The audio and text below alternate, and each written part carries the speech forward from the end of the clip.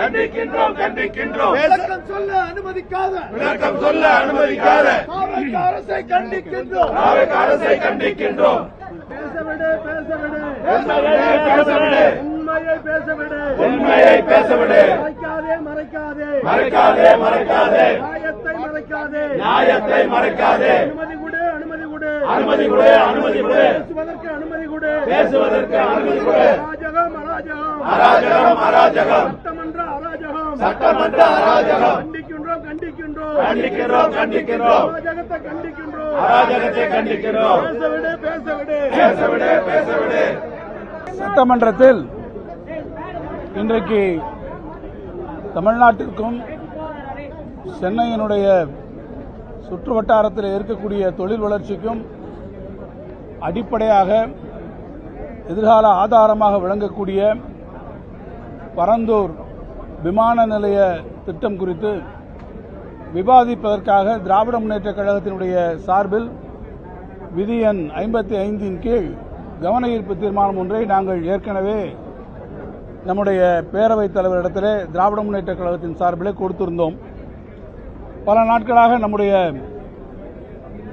கழகத்தின் கொறடா அண்ணன் வேலு அவர்களும் எதிர்க்கட்சி துணைத் தலைவர்களும் வலியுறுத்தியதற்கு பிறகும் அதை இன்று எடுத்துக்கொள்கிறோம், நாளை எடுத்துக்கொள்கிறோம் என்று ஒவ்வொரு நாளும் தள்ளிப்போய் இறுதியாக எங்களிடத்தில் திங்கட்கிழமை உங்களுடைய கவன ஈர்ப்பினை சிறப்பு கவன ஈர்ப்புக்காக எடுத்துக்கொள்கிறோம் என்று அவர்கள் எங்களிடத்தில் தெரிவித்திருந்தார்கள்.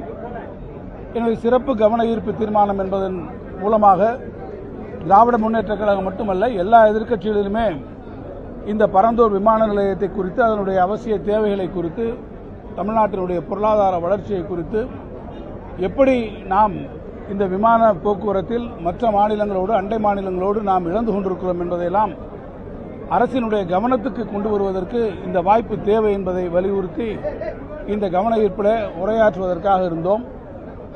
ஆனால் அவை கூடியவுடன் நம்முடைய மாண்புமிகு முதலமைச்சர் அவர்கள் 110 விதியின் கீழ் பரந்தூர் விமான நிலையம் குறித்த ஒரு அறிவிப்பினை அவர்கள் வெளியிட்டு அதற்கு மேலே விதியின்படி அதில் பேசுவதற்கு ஏதுமில்லை என்று எதிர்க்கட்சிகளுடைய குரலை கவன ஈர்ப்பு தீர்மானத்தின் மூலமாக இந்த மிக முக்கியமான பிரச்சனையில் இருக்கக்கூடிய நியாயங்களை நாம் எதிர்கொள்ளக்கூடிய சவால்களை நாம் எதிர்கொள்ளக்கூடிய பொருளாதார தேக்க நிலையை இந்த விமான நிலையம் வரவில்லை என்றால் எத்தகைய சூழ்நிலையில் உருவாகும் என்பதை எதிர்க்கட்சிகள் சொல்வதற்கான வாய்ப்பினை முற்றிலுமாக மறுதளித்து நிராகரித்து அந்த வாய்ப்பை கொடுக்க முடியாத அளவில் அவர்கள் திட்டமிட்டு விதிய 110 ஒரு அறிக்கையினை படித்து அதற்கு மேலே விவாதம் இல்லை என்று சபாநாயகர் இன்றைக்கு தெரிவித்து ஜனநாயக ரீதியில் எதிர்க்கட்சிகளுடைய குரல் வலையை நெரிக்கக்கூடிய ஒரு சூழ்நிலையை இன்றைக்கு பேரவைத் தலைவர் உருவாக்கியிருக்கிறார். மீண்டும் எழுந்து நாங்கள் 110 அந்த விதியின் கீழே இந்த விவாதத்தை நாங்கள் வைக்க விரும்பவில்லை. ஆனால் ஏற்கனவே நாங்கள் 55 விதியின் கீழே இந்த கவன ஈர்ப்பு தீர்மானமாக கொண்டு வந்திருக்கிறோம். சிறப்பு கவன ஈர்ப்பு தீர்மானமாக அதை எடுத்துக்கொள்கிறேன் என்று பலமுறை நீங்கள் உறுதியளித்ததற்கு பிறகும் இன்றைக்கு இப்படி 110 கீழே படித்து இதன் மீது விவாதத்தை நீங்கள் திட்டமிட்டு தவிர்த்திருக்கிறீர்கள். எனவே எங்களுக்கு விதி எண் 55 கீழ் கவன ஈர்ப்பில் இதை நீங்கள் வழங்க வேண்டும் என்று நம்முடைய எதிர்க்கட்சி துணைத் தலைவர்களும் நம்முடைய கொறடா அவர்களும் அதை வலியுறுத்தினார்கள். அதை வலியுறுத்தி தொடர்ந்து வலியுறுத்தியும் இந்த அரசு செவி சாய்க்காத காரணத்தால் எதிர்க்கட்சிகளுடைய அடிப்படை ஜனநாயக உரிமையை மறுத்து அவர்கள் குரல் வலையை நெரித்து கருத்துக்களை பேசுவதற்கு இடம் தராத இந்த அவைத்தலைவர் நடவடிக்கையை கண்டித்து நாங்கள் இன்றைக்கு முழுமையாக வெளிநடப்பு செய்து வந்திருக்கிறோம். வெளிநடப்பு செய்தாலும் கூட இதில் இருக்கக்கூடிய உண்மை நிலைமைகளை உங்களிடத்தில் தெரிவிப்பது எங்களுடைய கடமை என்று கருதுகிறோம். நம்ம எல்லாருக்கும் தெரியும், விமான நிலையம் என்பது எவ்வளவு பெரிய முக்கியமான ஒன்று. குறிப்பாக தமிழ்நாட்டிற்கு சென்னையிலே அமையக்கூடிய இந்த விமான நிலையம் என்பது தமிழ்நாட்டினுடைய பொருளாதார சூழ்நிலைக்கு எவ்வளவு ஒரு அத்தியாவசியமான ஒன்று, இன்றியமையாத ஒன்று. பொருளாதார வளர்ச்சிக்கும் தொழில் வளர்ச்சிக்கும் மிக முக்கியமான தேவையாக விமான நிலையம் அமைந்திருக்கிறது என்பதை நாம் நன்றாக அறிவோம். அந்த அடிப்படையில் தான் நாடு சுதந்திரம் பெற்றதற்கு பிறகு சென்னையிலே அமைந்திருக்கக்கூடிய இந்த விமான நிலையம் ஒரு காலத்திலே சிறப்பான ஒரு விமான நிலையமாக இருந்தது. இந்தியாவில் இருக்கக்கூடிய எல்லா விமானங்களையும் நீங்கள் பார்ப்பீர்கள் என்று சொன்னால் ஒரு காலத்தில் 2008 நம்முடைய சென்னை விமான நிலையம் 3வது இடத்திலே இருந்தது. ஆனால் அன்றைக்கு பெங்களூர், கர்நாடக மாநிலத்தில் அருகே இருக்கக்கூடிய பெங்களூர் விமானங்களுடைய பயணிகளுடைய போக்குவரத்தில் பார்த்தீங்கன்னா நம்ம அப்போ 3ல் இருக்கோம், அவங்க பெங்களூர் அப்போ 5வது இடத்துல இருக்காங்க. ஆனால் இன்னைக்கு நிலைமை தலைகீழாக அது மாறி இருக்கிறது. ஏறத்தாழ 4.5 கோடி பயணிகளுடைய எண்ணிக்கையின் அடிப்படையில் பெங்களூரு இன்றைக்கு அந்த 3வது இடத்துக்கு வந்துருச்சு. வெறும் 2.3 அதாவது 2,30,00,000 பயணிகளை கொண்டு நம்முடைய சென்னை விமான நிலையம் இன்றைக்கு 5ஆம் இடத்துக்கு பின்தங்கி வந்திருக்கிறது. அதுபோல சரக்குகளை கையாளக்கூடியது, அதான் மிக முக்கியம். பொருளாதார வளர்ச்சியிலே மிக முக்கியமானது சரக்குகளை கையாளக்கூடிய ஒன்று. அதில் பார்த்தீங்கன்னா பெங்களூர் ஏர்போர்ட் இன்றைக்கு ஏறத்தாழ 5.5 லட்சம் டன் கையாளக்கூடிய வகையில் மிக முன்னேறி ஐரோப்பாவோடு வர்த்தக ரீதியில் மிக மிக பலமான ஒரு இணைப்பை அது பெற்றிருக்கிறது. இந்த சூழ்நிலையில் தான் தமிழ்நாட்டிலே சென்னையில் நமக்கு ஒரு கிரீன்ஃபீல்டு ஏர்போர்ட் வர வேண்டும். இந்த கிரீன்ஃபீல்டு ஏர்போர்ட் வந்தால்தான் சென்னையினுடைய தொழில் வளர்ச்சி, ஏன்னா சென்னையை சுற்றி இன்னைக்கு பார்த்தீங்கன்னா ஏராளமான தொழிற்சாலைகள் வந்திருக்கிறது.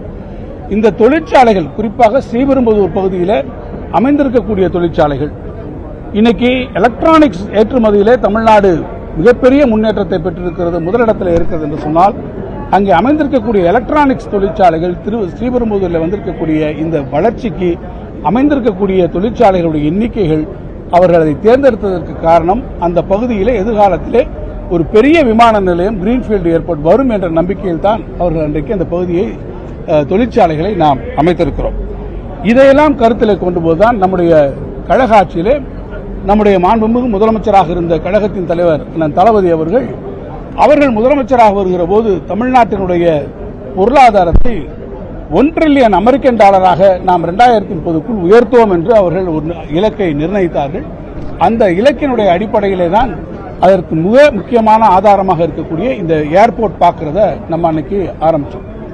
நீங்க உங்க எல்லாருக்கும் தெரியும், ஒரு ஏர்போர்ட்டை நம்ம இடத்தை தேர்வு செய்கிற போது மிக முக்கியமான காரணிகளை நம்ம அதுக்கு பார்க்க முடியும். ஒன்று, அதற்கான இடம் இருக்கக்கூடிய அளவில் பார்க்கணும். இன்னொன்று, எந்த அளவிற்கு குறைந்த அளவிற்கு அங்கே இருக்கக்கூடிய மக்கள் பாதிக்கப்படுவார்கள், வசிக்கக்கூடியவர்கள் பாதிக்கப்படுவார்கள், வசிக்கக்கூடிய இடங்கள் மிக குறைவான அளவில் இருக்க வேண்டும். இன்னொன்று, டெக்னிக்கல் ஃபீசிபிலிட்டி, நாம் தேர்ந்தெடுக்கக்கூடிய இடங்களிலே விமான நிலையம் அமைக்க முடியாத அளவிற்கு தொழில்நுட்ப பிரச்சனையில் ஏதும் இருக்கக்கூடாது. எனவே எல்லாவற்றையும் நாம் கருத்தில் கொள்ளும்போது சென்னையினுடைய புவியியல் அமைப்பு நமக்கு நல்லா தெரியும். சென்னையினுடைய கிழக்கு பகுதி முழுக்க வங்கக்கடல், கிழக்கு பகுதியில் எந்த விதமான ஒரு டெவலப்மெண்டல் ஆக்டிவிட்டிஸும் நமக்கு போக முடியாது. இந்த பக்கம் அப்படி நின்று வடபகுதியில் என்ன என்று கேட்டால் நமக்கு வட சென்னையிலிருந்து துவங்கி வட சென்னை, எண்ணூர் என்று தொடர்ச்சியாக தொழிற்சாலைகள், அந்த தொழிற்சாலைகளுக்கும் தாண்டி பார்த்தீங்கன்னா பழவேற்காடு, புலிக்காட் லேக், அது ஒரு சூழலியல் மண்டலம். அதுக்கு அடுத்து இம்மீடியட்டா பார்த்தீங்கன்னா உடனடியாக அந்த இடத்துல ஆந்திர எல்லை வந்து விடுகிறது. எனவே இந்த பகுதியிலும் வடபகுதியிலும் நாம் போக முடியும். தென்பகுதியில் இடங்களை பார்க்கிறோம். நம்முடைய முதலமைச்சர் பரந்தூர் விமான நிலையம் தேர்ந்தெடுப்பதற்கு முன்பாக பல இடங்களிலே தொழில்நுட்ப ரீதியாக ஆய்வுகளை மேற்கொண்டோம். ஏன்னா விமான நிலையத்தை தேர்ந்தெடுக்கிற போது நம்முடைய தேர்வு மட்டுமல்ல, ஏர்போர்ட்ஸ் அத்தாரிட்டி ஆஃப் இந்தியா, அதுவும் ஒன்றிய அரசினுடைய கிளியரன்சஸும். சென்னையினுடைய தென்பக்கத்துக்கு போனா என்ன இருக்குது, நம்முடைய தாம்பரம் ஏர்போர்ஸ் அதனுடைய ஏர் ஸ்டேஷன் இருக்கு, அதனுடைய ஏர் ஸ்பேஸ் அங்க இருக்கு. அதை தாண்டி நீங்க கீழே போனீங்கன்னா திருப்பூரூர் பகுதியை பார்த்தோம், அங்க தாம்பரம் ஏர் ஸ்டேஷன்ஸ் வருது, அங்க வர முடியாது. அதுக்கு தெற்க போய் பார்த்தீங்கன்னா படாலம் பகுதியில் பார்த்தீங்கன்னா கல்பாக்கம் மணல் மின் நிலையம் வருகிறது, அது கல்பாக்கம் அணுமின் நிலையம் இருக்கிறது. இன்னொரு பக்கத்தில் நம்முடைய வடந்தாங்கல் பறவைகள் சரணாலயம் இருக்கிறது. தென்பகுதியிலையும் போக முடியாது. ஆக நம்ம ஏர்போர்ட் அமையக்கூடிய இடம் என்பது நமக்கு மேற்கு பகுதியில் தான் வருகிறது. மேற்கு பகுதியிலும் நான் ஏற்கனவே குறிப்பிட்டதை போல எந்த இடத்துல நமக்கு லேண்ட் அவைலபிலிட்டி இருக்கு, காஸ்ட் ஆஃப் லேண்ட் இருக்கு, எத்தனை பேர் நம்ம வெளியேற்றக்கூடிய ஒரு நிலைமைகள் உருவாகும், அங்கே என்ன இஹெச்விடி லைன் மாதிரி ஏதாவது டெக்னிக்கல் பிரச்சனைகள் இருக்கா, ஒரு அந்த ரன்வே அமைவதற்கு 2 ரன்வே அமைவதற்கான வாய்ப்புகள் இருக்கா என்பதையெல்லாம் மிகப்பெரிய அளவிலே தொழில்நுட்ப ரீதியிலே நாம் பார்த்து அதற்கு பிறகுதான் பரந்தூரை தேர்ந்தெடுத்தோம். இப்ப அவங்க என்ன சொல்றாங்க, பரந்தூர் திட்டத்தை கைவிடப்படும் என்று இன்றைக்கு அறிவித்திருக்கிறார். ஆனால் இதுவரை அவர்கள் ஏற்கனவே அறிவித்து, நம்முடைய முதலமைச்சர் அறிவித்து பரந்தூர் அந்த விமான நிலைய திட்டம் என்பதை ஒன்றிய அரசினுடைய அமைச்சர் அவர்கள் கூட நம்முடைய மாநிலங்களவையிலே நம்முடைய உறுப்பினர் வில்சன் அவர்கள் கேட்கிற போது இதுவரை எங்களுக்கு எந்த விதமான கோரிக்கையும் அரசாங்கத்திலிருந்து வரவில்லை என்று சொன்னார். அது ஒரு ஒருமிக்க இன்றைக்கு நம்முடைய மாண்புமிகு முதலமைச்சர் அவர்கள் அந்த திட்டத்தை கைவிட்டிருப்பதாக அவர் அறிவித்திருக்கிறார். அரசாங்கம் ஒரு கொள்கை முடிவை எடுக்கிறது. ஆனால் இந்த திட்டத்தின் வாயிலாக வரவேண்டிய மிகப்பெரிய தொழில் வாய்ப்புகள் இன்றைக்கு மறுக்கப்பட்டிருக்கிறது. காரணம், நான் ஏற்கனவே சொன்னதைப் போல அந்த பகுதியிலே வரக்கூடிய இந்த வாய்ப்பினால் தான் திருவெரும்புதூரை சுற்றி இருக்கக்கூடிய பகுதிகள், சென்னையை சுற்றி இருக்கக்கூடிய பகுதியில் பெரிய அளவிலே தொழில் வளர்ச்சியை பெறக்கூடிய ஒரு வாய்ப்பினை வரும். இப்போ நீங்க என்ன பண்ணிருக்கீங்க, லேண்ட் அக்வசிஷன்ஸ்க்கு போயிருக்கீங்க. இப்போ லேண்டை ஒரு பர்டிகுலர் காரணத்துக்காக நீங்க அக்வசிஷன் எடுத்துருக்கீங்க. இந்த பரந்தூர் பகுதியில் கூட பாத்தீங்கன்னா ஏறத்தாழ 5746 ஏக்கர் நாம கையகப்படுத்தா இருந்தோம். இதுல பாத்தீங்கன்னா 90% இடங்கள் நம்ம ஏற்கனவே கையகப்படுத்தணும்.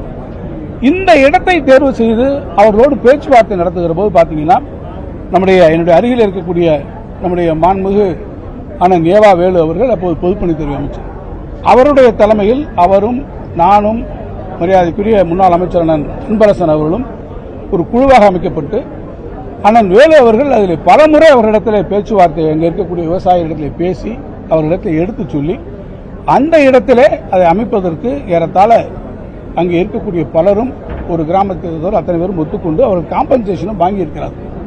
இப்ப இங்க வேணாம்னு சொல்லிட்டா லேண்ட் அக்விசிஷன் ஆக்ட் பிரகாரம் எந்த நோக்கத்துக்காக நீங்க எடுக்கிறீங்களோ அந்த நோக்கத்துக்காக தான் அதை பயன்படுத்த முடியும். இப்போ அங்கே கைவிட்டு விட்டீர்கள் சொன்னால் அந்த நிலங்களை என்ன செய்ய போகிறீர்கள்? அங்கே இருக்கக்கூடியவர்கள் ஏற்கனவே காம்பன்சேஷன் வாங்கிவிட்டார்கள் சொன்னால் அவர்களுக்கான பதில் என்ன? சரி, இங்கே அது வரல, வேற ஏதாவது திட்டம் வச்சிருக்கீங்களா? அப்படியானால் அந்த திட்டம் வருகிற போது அங்கே இருக்கக்கூடிய நீரியல் சூழ்நிலைகள், சூழலியல் பிரச்சனைகள் தீர்ந்து விடுமா? அங்கே இருக்கக்கூடிய விவசாயிகளுடைய பிரச்சனைகள் அது தீர்ந்து விடுமா? இன்றைக்கு நீங்கள் என்ன சொல்லுகிறீர்கள், இந்த இடத்திலிருந்து வேறு ஒரு இடத்துக்கு நாங்கள் பார்ப்போம், அதை குறித்து ஆய்வு எடுக்குவோம் என்று சொல்லுகிறீர்கள். அது எப்போது வரும்? அங்கே இருக்கக்கூடியவர்களில் எத்தனை பேரை நீங்கள் வெளியேற்றக்கூடிய சூழ்நிலை வரும்? அங்கே என்ன இன்ஃப்ராஸ்ட்ரக்சர் இருக்கு? சரி, இதே பரந்தூர்ல தான் இந்த விமான நிலையம் வரும் என்ற வகையில் அங்கே ஒரு மெட்ரோ திட்டத்தை இப்போ நமக்கு சுங்குவார் சித்திர வரை கொண்டு போயிருக்கோம். எதிர்கால இந்த மெட்ரோ திட்டத்தினுடைய நிலைமை என்ன? இங்க நீங்க கொண்டு போற இடத்துல இப்ப பெங்களூர் டு சென்னை அந்த புதிய சாலை, 4 வழிச்சாலை இப்ப வந்து கொண்டிருக்கிறது. இந்த இதோட அலைன்மெண்டோட பரந்தூர் இருந்தது. இனி வேறக்கூடிய இடங்கள் எப்படி இருக்கும்? அந்த இடத்துல எந்த வகையிலே நீங்கள் செய்ய போகிறீர்கள்? நான் ஏற்கனவே சொன்னதை போல சென்னையை சுற்றி இருக்கக்கூடிய பல்வேறு இடங்களிலே மிகப்பெரிய அளவில் அந்த பிரச்சனைகள் உங்களுக்கு இருக்கும். ஆகவே அதை நீங்கள் என்ன செய்ய போகிறீர்கள் என்பதை நான் கேட்டுக்கொள்ள விரும்புகிறேன். ஆக இந்த சூழ்நிலையில், இப்படிப்பட்ட ஒரு சூழ்நிலையில் பரந்தூரிலே நீங்கள் இந்த விமான நிலையத்தை அமைப்பதுதான் மிக சரியானதாக அமைந்திருக்கும். ஆனால் இதை நீங்கள் அரசியல் காரணங்களுக்காக இன்றைக்கு மாற்றீர்கள். ஒரு திட்டம் நாட்டுக்கு வருகிற போது அதில் அரசியல் செய்யக்கூடாது. அரசியல் காரணங்களுக்காக ஏதேனும் திட்டங்கள் நிறுத்தப்பட்டிருக்கும் என்று சொன்னால் அது நம்முடைய பொருளாதாரத்தை பாதிக்கும். ஏற்கனவே அதிமுக ஆட்சியில் துறைமுகத்திலிருந்து மதுரவாயல் திட்டம் இதற்காக நிறுத்தப்பட்டு மீண்டும் நம்முடைய கழக ஆட்சியிலே துவங்கப்பட்டது. இப்படி பல சூழ்நிலைகளிலே அரசியல் காரணங்களுக்காக திட்டங்களை நீங்கள் நிறுத்துவீர்கள் என்று சொன்னால் அது ஒட்டுமொத்த நாட்டினுடைய பொருளாதாரத்தை பாதிக்கும். எனவேதான் நான் கேட்டுக்கொள்ள விரும்புவதெல்லாம், அரசு அரசியல் நோக்கங்களை தாண்டி திராவிட முன்னேற்ற கழக ஆட்சியிலே இந்த திட்டம் கொண்டு வரப்பட்டு இன்றைக்கு நில எடுப்பு பணிகளெல்லாம் கூட 90% முடிந்துவிட்ட நிலையிலும் இதற்கு வேண்டுமென்றே நாம் போய்விட்டு சொல்லிவிட்டோம், நாம் தேர்தல் அறிக்கையில் சொல்லிவிட்டோம், நாம் விக்கிரவாண்டிகளை சொல்லிவிட்டோம் என்ற காரணங்களை காட்டி இந்த திட்டத்தை நிராகரிப்பது என்பது உள்ளபடியே அங்கு இருக்கக்கூடிய பொருளாதார வளர்ச்சியை மிகப்பெரிய அளவிலே பாதிக்கும். திருப்பெரும்புதூர் மட்டுமல்ல, நம்முடைய பகுதியிலே பார்த்தீங்கன்னா பல தொழில் வளரும். இன்னைக்கு பல தொழிற்சாலைகள் ஆந்திராவை நோக்கி போகக்கூடிய சூழ்நிலைகள் எல்லாம் உருவாகி இருக்கிறது. ஆந்திர அரசு ஏற்கனவே அங்கே ஒரு விமான நிலையம் அமைக்கக்கூடிய கருத்துரு இருக்கிறது. ஏற்கனவே ஓசூர் விமான நிலையத்தை நாம் இழந்திருக்கிறோம். பெங்களூர்ல இப்ப 2வது ஏர்போர்ட்டுக்கு போயிட்டாங்க. குப்பத்தில் ஆந்திராவில் ஒரு ஏர்போர்ட் வருது. சுத்தி ஓசூரை சுத்தி இருக்கக்கூடிய பகுதிகளெல்லாம் இன்னைக்கு ஏர்போர்ட்டுகள் வருகிற போது ஓசூர்ல நமக்கு அனுமதி மறுக்கப்பட்டு அந்த ஓசூரை நாம் இழக்கிறோம். இப்ப மீண்டும் பரந்துரையும் இழந்தால் இந்த நாட்டினுடைய தொழில் வளர்ச்சி எங்கே போகும்? பொருளாதார இலக்கு எங்கே போகும்? தாவேக அரசு சொல்லியிருக்கக்கூடிய 1.5 trillion economy, American dollar economy என்பதை எப்படி இந்த அரசு நிறைவேற்றப் போகிறது? இதற்கான ரோட் மேப் என்ன? ஆக இந்த திட்டங்களை எல்லாம் அரசியல் காரணங்களுக்காக தடுத்து நிறுத்தக்கூடிய போக்கை ஒழிய உள்ளபடியே தமிழ்நாட்டினுடைய வளர்ச்சிக்கும் அதனுடைய முன்னேற்றத்திற்கும் இந்த அரசு துணை இல்லை என்பதை நான் இங்கே